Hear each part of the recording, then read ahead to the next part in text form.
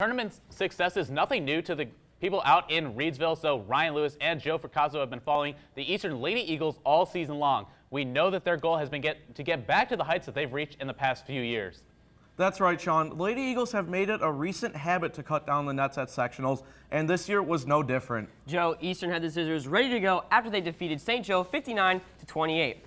Laura Polens' play was once again the focal point for the squad as she finished with 23 points, and it looked effortless all day. She also had 6 rebounds as well.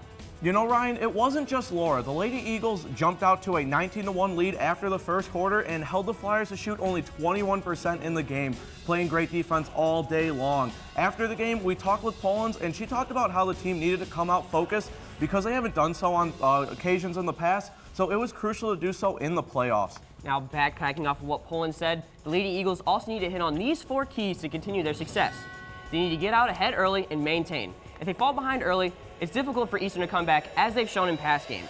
On top of that, they need to continue the physical play on defense. Completely agree, Ryan. Not to mention, they need to get Liz Collins involved down low early, so that opens up the shooters later on in the game. And then the final key is that they just need to keep turnovers at a minimum.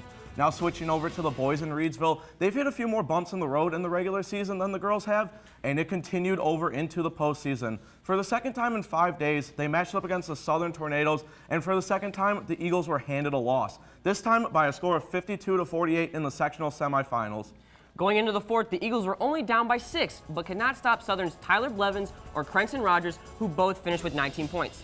Jet Facemeyer did his part, putting up 24, but the team needed more than just his performance to pull out the win. Jet wasn't the only Eagle to do his part, as Dylan Swatzel did put up 11 points and 14 rebounds, but he shot only 3 of 8 from the charity stripe, and those misses were crucial in the loss. Not to mention the rest of the team only scoring 11 points, that just doesn't result in wins. Now, despite the season ending on a sour note, overall there are plenty of positives to take away from their campaign. They more than doubled their total wins from the last 2 seasons combined, and they went 6-6 in the last 12 games after starting 0-9.